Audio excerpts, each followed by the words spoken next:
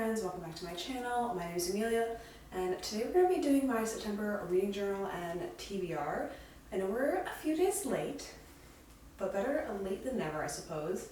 So without wasting any more time, let's go ahead and jump right into the reading journal, and then we're going to come back and talk a little bit about my TBR. Alright, welcome back to my reading journal. So for September, I wanted to do something that was like a little bit sort of like fall inspired without being like full on fall, since most of September is still technically summer.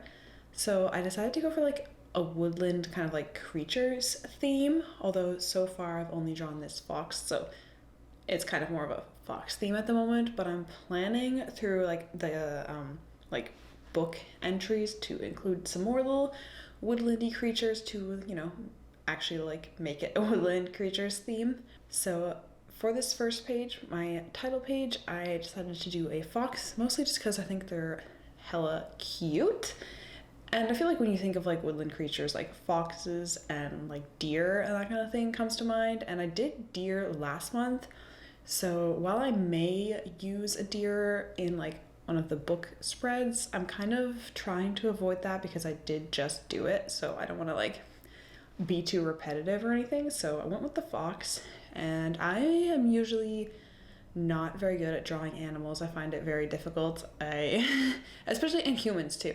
Just like things that are alive. I mean, I can draw some plants, but like things that are sentient, maybe, let's say, I find really difficult to draw. So I initially started in my sketchbook just like trying to figure out like what kind of like style and stuff the fox was going to be. Like I knew I wasn't going to make it like hyper realistic, but trying to find kind of like a simplified variant on the fox that like I felt I could draw in a way that looked like a fox, looked kind of cute.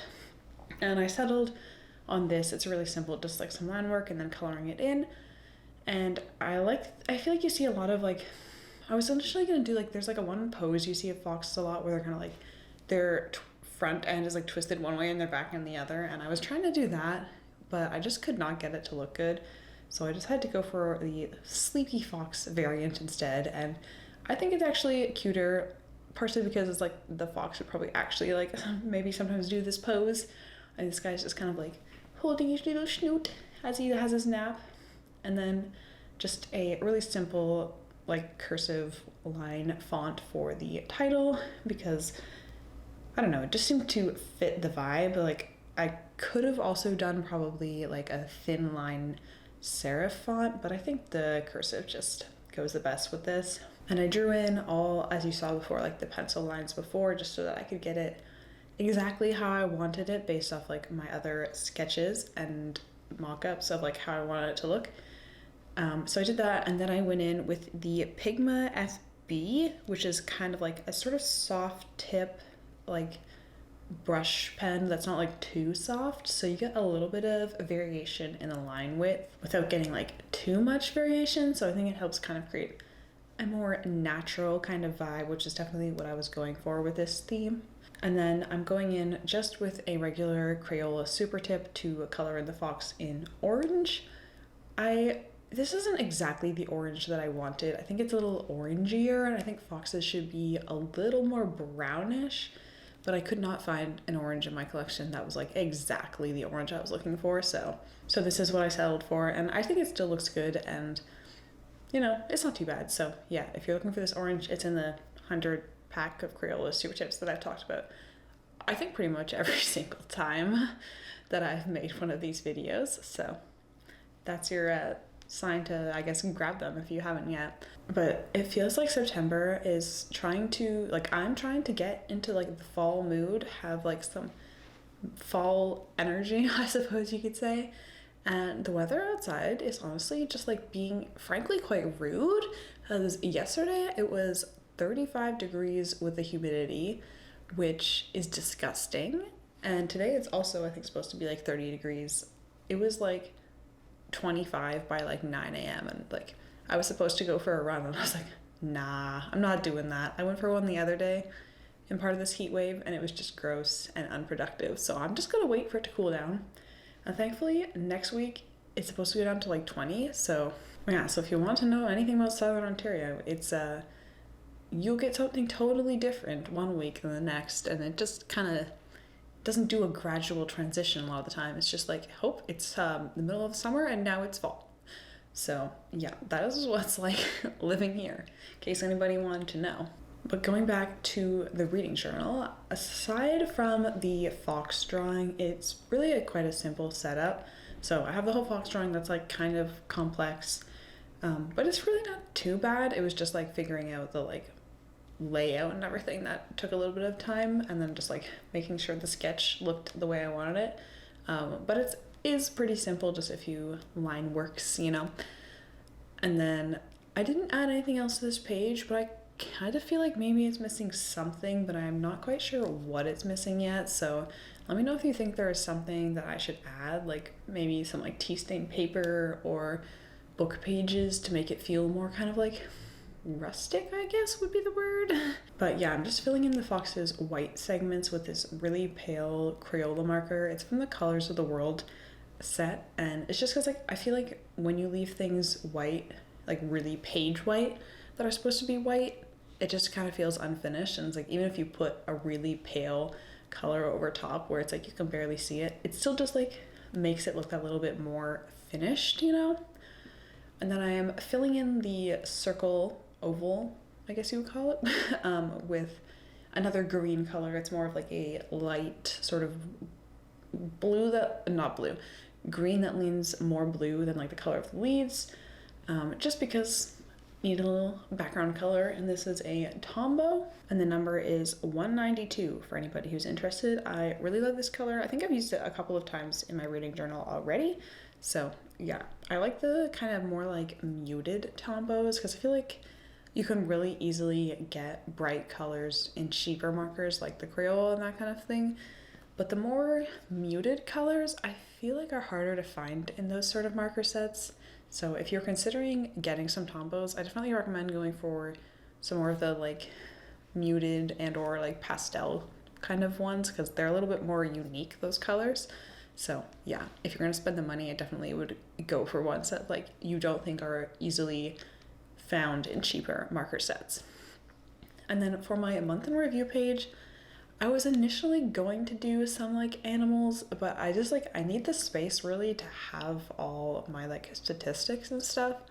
So I ended up just copying the sort of circular sort of shape in the middle motif and just made a green circle, the same color Tombow as I used in the fox, and just used the same, like a similar font style for the word month, and then a like pretty thin serif for the in review section, like I was talking about being the other possibility. So I think those two fonts kind of go pretty well together. So, and then we are turning over onto my pages read page. And as always, I'm keeping this one pretty simple. Like I would love to have more space to decorate, and maybe next month I'll try out like a full spread for my pages read tracker so that I can use more space for decoration, but like still have enough space to record all of my pages read, because anytime I add too much decoration, I always seem to end up reading a lot that month, and then I run out of space, and then it looks kind of silly because it's like jammed together. But for this month's page, I just kind of used I think I used the 02 micron pen to create some like header bubbles, just to continue with the like contained sort of color element from the other two pages. And then I used the Tombow green on the top one, and then the fox orange on the second one. And the top one is just going to be for the title, the page is read, and then the orange one is kind of just like the top of like the graph title, you know? So it's gonna have like the titles for like date, title, and pages read. And then below that is, as usual, just the table for the pages. And honestly, that is pretty much all there is to that spread. It's, of course, as usual, very simple, does what it needs to do. And that is my whole spread for September. Okay guys, so my TBR this month is perhaps a little excessive, a little overambitious, but I'm gonna commit to it anyways, and we will see how well we do. So, I mean, half the time I only read like lightly from my TBR anyway, but I would like to actually see this month like if I can read all books from my TBR. Who knows? But let's go ahead and talk about what books I have here. So first we have Golden Fool. This is the second book in the Tawny Man trilogy. And if you watched my August wrap up, you would have known that I loved the first one. And of course I always love Hobb's writing. So I'm not totally sure what is going to happen in this one, because like in the last one we had like a main quest and that was all like wrapped up. So we're not really on a quest at the moment. So it'll be interesting to see where the series goes from there, because I have no idea like what we're going to be doing in this book, but I will find out. Next up, we have Red Seas Under Red Skies. This is the second book in, I think the series is called Gentlemen Bastards. I can't see because there's a sticker over it from the library. But I really enjoyed the first one, so I'm looking forward to reading this one. I have it from the library, so I should probably prioritize it, but there wasn't like a whole, like a line on it, so I should be able to redo it. So we can read it probably any time this month. It's quite big. Oh, okay. It's like around 600 pages, so not too bad. But in the last one, we were following Locke and his group of thieves when everything sort of went wrong, and then they sort of ended up fleeing the city where they lived and worked. So I'm assuming this kind of picks up after that, and we'll see how they try to recuperate their damages, make a new life for themselves outside of the city they lived in their whole lives. This is apparently the month of sequels, which is honestly pretty good because I have a habit of starting new series and I just like the number of series that I'm reading becomes ridiculous. So the next book I have is A Venom Dark and Sweet. This is the second book following up after A Magic Steeped in Poison. I'm not sure how many books there are in this series. I think there's only these 2 that are out, so I'm not sure if it's a duology or if they're going to be more coming, but this is a YA fantasy series that's like Chinese inspired, and there's a magic system that uses tea. And yeah, the first one was quite interesting. We left off all like fleeing the capital or whatever, so this one I assume will be more on the run. The sort of tensions I assume will kind of be cranked up, so it'll be interesting to see where the story goes from there. But this is just like kind of like a fun quick read that I can throw in between some of these bigger books that's just like I can knock it out in like a day or two and like have a good time without like thinking too much, you know? After that, we have a standalone. We have The Daughter of Dr. Moreau. This is actually not a fantasy, I don't think. I think it's more kind of like literary fiction kind of deal, maybe like magical realism. This is by the author who wrote Mexican Gothic, which I quite enjoyed, so hopefully this one will also be good. I've heard that it's actually better, so I have high hopes for this, but I don't really know what it's about. But I think it's kind of like also sort of a little bit gothic, so I feel like it will be good for like the heading into fall kind of season.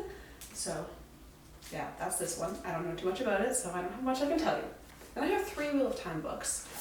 This one I'm currently reading. I have about 150 pages left. This is one I'm working on summarizing this one, and I was originally like not wanting to get too far ahead of like the summarizing, but now I'm already like 200 pages ahead of where I am at in my summary, so I figure I might as well just finish the book and then do the summary. So yeah, this is the second Wheel of Time book. We are following Rand and the gang. They're chasing the Horn of Valere, and the girls are in the White Tower. So that's that. And then after that, I need to read Dragon Reborn. This is book 3, just for the same reason for the summary. This one is a decent bit shorter, only, let me see. Okay, it's like under 600 pages, but only just, so it's not that much shorter, but I think it'll be enough shorter to like make a difference, you know, so there's that. And then finally, I'm pretty sure this was on my TBR last month and I never got to it, but we have Crossroads of Twilight. This is book 10. I won't say too much about it. I mean, obviously I don't know exactly what happens in this one, but I mean, I'm not going to talk too much about book 10 in a series, just because, you know, spoilers obviously. So yeah, I'm excited to read this one. I really need to like get a move on with my Wheel of Time read, because I really wanted to finish it this year, and I know I've already said that, but like I still have 4 books after this one, plus the prequel, but I'm like, I don't really care if I don't finish that one this year. I would like to finish the like main arc this year, so I need to read this book. It's not too long. I mean, like, not too long, like, as compared to some of the other books. It's still, like, 590 odd pages, so it's still long, but I think it's, I don't know. We'll get to it or we won't. That's just life, I guess. Alright, so these are all the books on my TBR this month. It's a little bit ambitious. I don't usually get around to so many large books, but I'm going to do what I can No, make no promises, but I would like to read all these books. I would feel good about reading each of these books this month, so hopefully I will have time to do that, but we shall see. Anyway, that is everything that I have for you today, so thank you so much for watching, and I will see you next time.